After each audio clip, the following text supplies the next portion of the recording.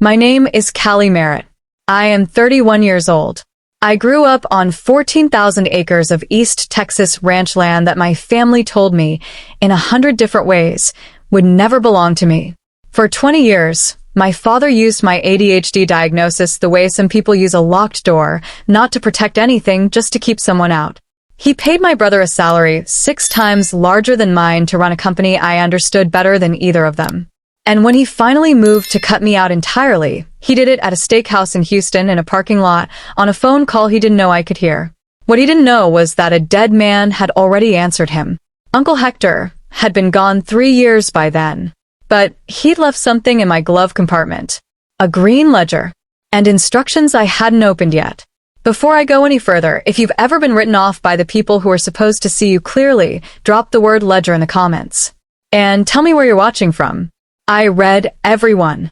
If this is your first time here, hit subscribe and turn on notifications. I post every week. Now let me take you back to Beaumont, Texas. To red dirt roads and the smell of crude oil and a family that confused silence with weakness for 30 years. The Merritt Ranch sits about 40 minutes outside Beaumont, down a county road that turns to caliche gravel about a mile before you reach the front gate. The gate itself is rusted at the hinge, has been since I was 9, and it makes a sound like something giving up every time you push it open. I loved that sound as a kid. I thought it meant I was home. The house is a white 2-story farmhouse with a wraparound porch that sags on the east side and central air that groans every August like it resents being asked. My mother kept a vegetable garden along the south fence until she passed in 2014.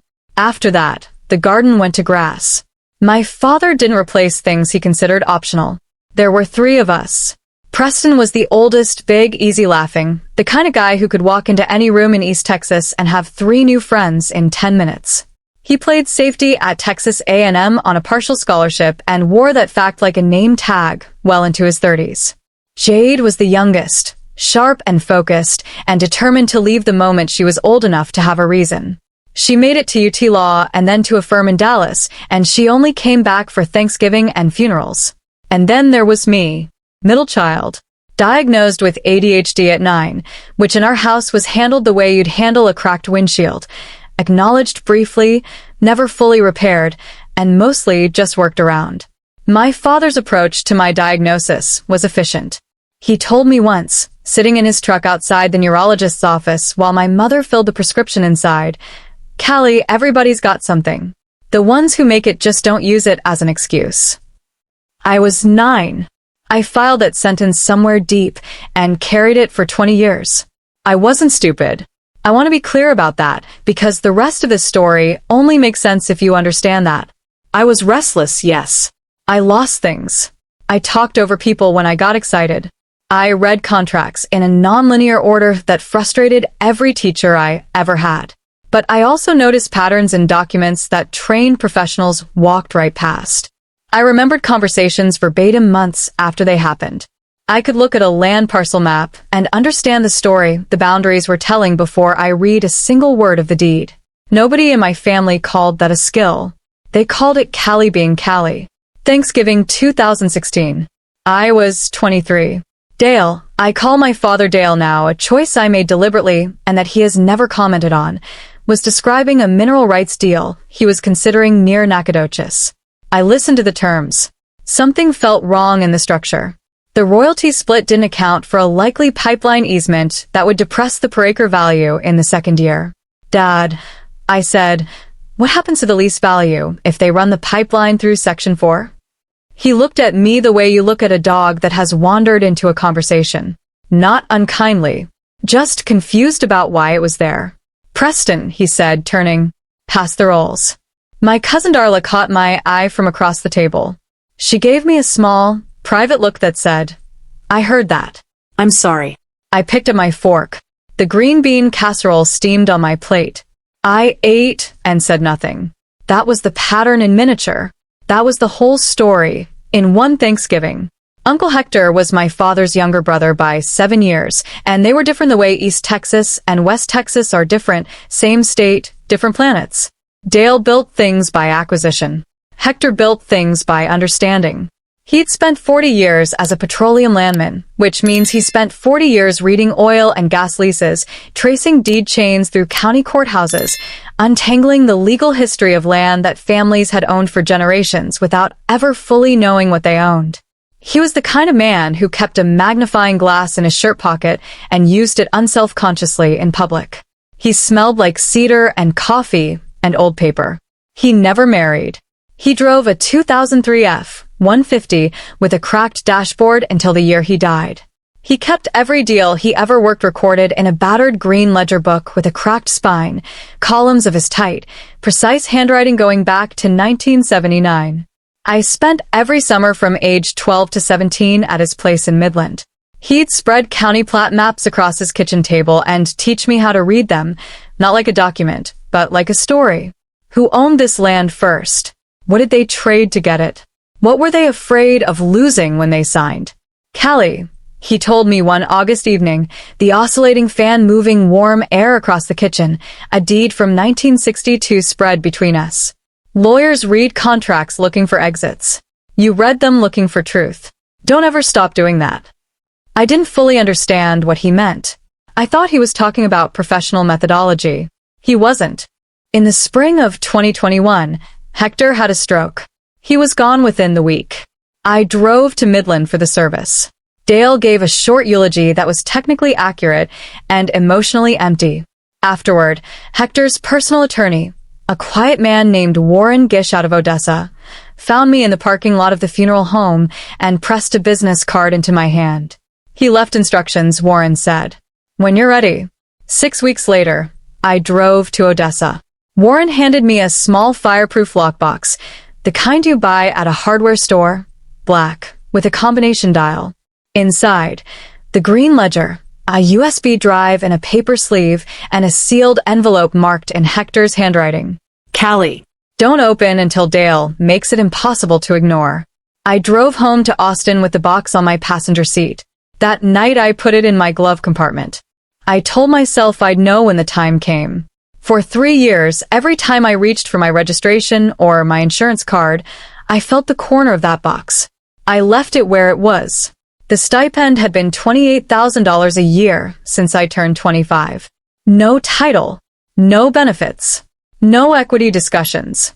Dale described it to extended family as keeping Callie connected to the business, which was a gracious way to describe paying someone the annual salary of a part-time retail manager to stay peripheral to a $34 million company. I supplemented it with my consulting work, small farmers mostly, who were getting pressured by corporate agricultural buyers trying to separate landowners from their mineral rights through confusing lease language. I was good at it.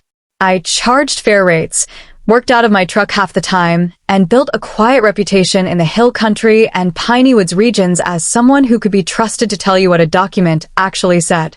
Preston called me in February of 2022, just to catch up, he said. Somewhere in the middle of the conversation, casual as commenting on the weather, Dad's talking about formalizing the governance structure, bringing in a consultant to clean up the entity organization. What does that mean for the holdings? I asked. Just housekeeping, Preston said. Nothing dramatic. I wrote that down after we hung up. I kept a notebook. Habit.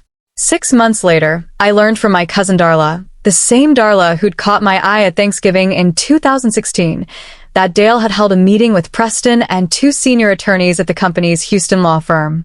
Darla's husband worked in the same building. He'd seen the sign-in sheet. My name was not on the attendee list.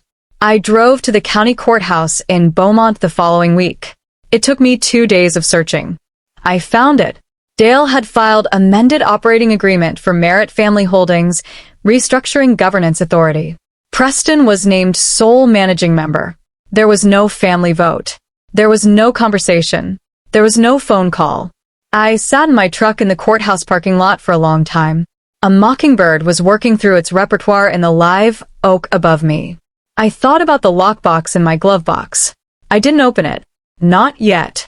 Then came October.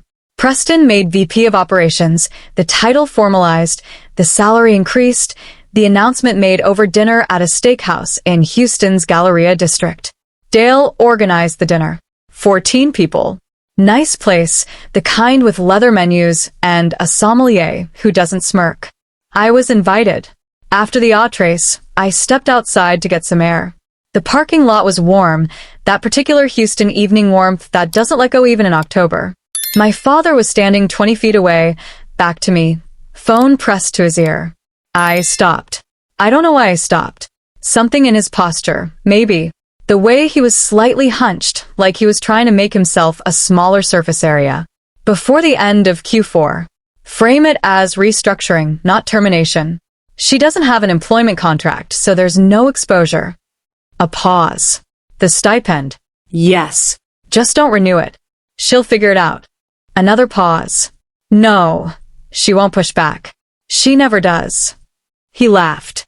Not a mean laugh. Worse. A certain laugh. The laugh of someone who has already finished a calculation and moved on. I walked back inside. I sat down at the table. I ate my steak. I listened to Preston make a toast. I smiled at the right moments. That night, in the parking garage, I sat in my truck and opened the glove compartment. I broke the wax seal on Hector's envelope. I want to pause here for a second. Because if you've ever been the person in the room that someone assumed wouldn't push back, if you've ever had someone count on your silence as their safety net, I want you to type the word enough in the comments right now. Let me know I'm not telling this alone. Because what happened when I read Hector's letter that night in that parking garage, what he had known, what he had prepared, what he had left me, I almost couldn't breathe. Keep watching. We're just getting started. The letter was 3 pages, Hector's handwriting, neat as surveyor's marks. He told me about 1979, the original Merritt oil lease, the one that became the company's anchor asset, the one Dale had built the holdings around, had 2 co-signers. Dale's father, my grandfather Roy, and Hector.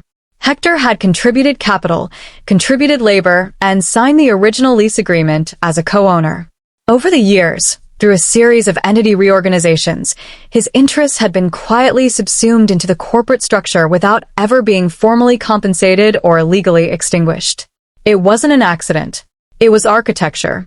Patient, deliberate architecture. The USB drive contained recordings from 2019. Hector had recorded his own phone calls, legal in Texas, single-party consent. On those calls, Dale discussed with a friendly accountant the best method to reclassify Hector's historical contributions as loans, not equity, before Hector's health declined further. The accountant's voice on the recording sounded uncomfortable. Dale's did not. I called Warren Gish in Odessa the next morning. He'd been waiting. He already had a forensic title analyst on retainer who had spent 8 months tracing the deed chain. Hector had commissioned the work before he died. He knew you'd call, Warren said. He just didn't know when. I spent the next 3 weeks building the case. Not because Warren needed my help, he didn't, not really, but because I needed to understand every layer of it myself. I pulled county records.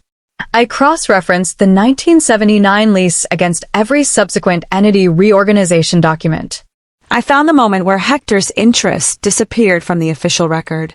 It was 2003, a single filing, a restructuring document that redefined the asset contributions in language so technical and so dense that you'd have to know specifically what you were looking for to find the problem.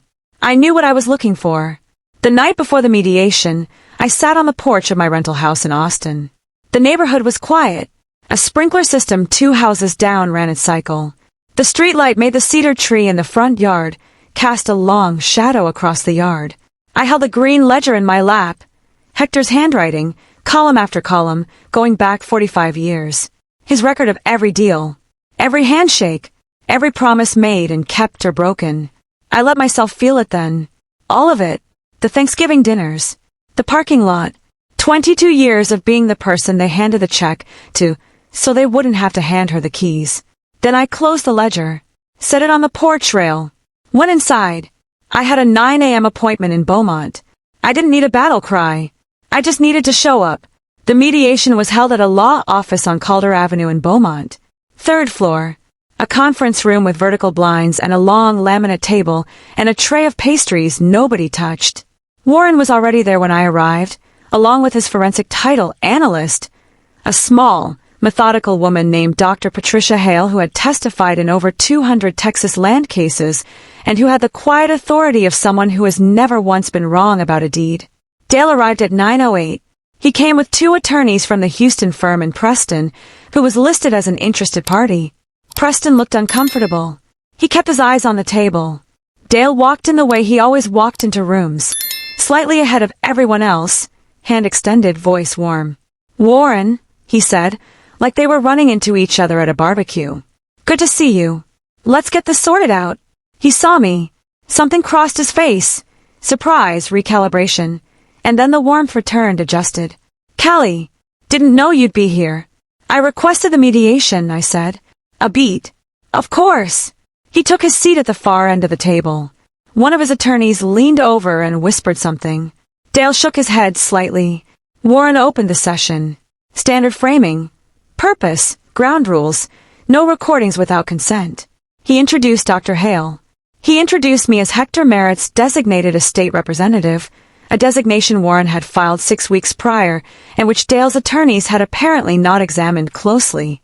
"We're here to discuss the disposition of Hector Merritt's estate interest in assets held by Merritt Family Holdings," Warren said. Dale's lead attorney, a man named Clifford with silver cufflinks and a practiced patience, leaned forward. Hector Merritt held no documented equity interest in the holdings. His estate was settled in probate without any claims against company assets. "That's what I'd like to address," I said. I opened my folder. I placed the first document on the table. This is the original 1979 oil lease agreement for the Merritt Tidewater property in Hardin County. You'll see it carries 2 cosigner lines, Roy Merritt and Hector James Merritt. Clifford looked at it. His expression didn't change, but his hand stilled on his pen. That lease was superseded by the 1987 entity reorganization, which redefined asset contributions but did not formally extinguish the cosigner's equity interest, Dr. Hale said. Her voice was flat and factual as a survey marker. Under Texas property law, that interest does not expire through administrative reassignment. It requires either formal buyout, documented consent, or court adjudication. None of those occurred. I placed the second document on the table. The 2003 filing, the one that had quietly buried Hector's name in a reclassification footnote. "This is the 2003 restructuring document," I said. "Page 11, footnote 4. Dale's eyes moved to the page. For the first time since he'd walked in, the warmth left his face entirely. I put my phone on the table. "Press play." Dale's voice came through the speaker, clear and unhurried, in a conversation from November 2019. "We need to reclassify his contributions as loans before anything happens with his health. If it's debt instead of equity, there's no inheritance claim on the asset." The accountant's voice.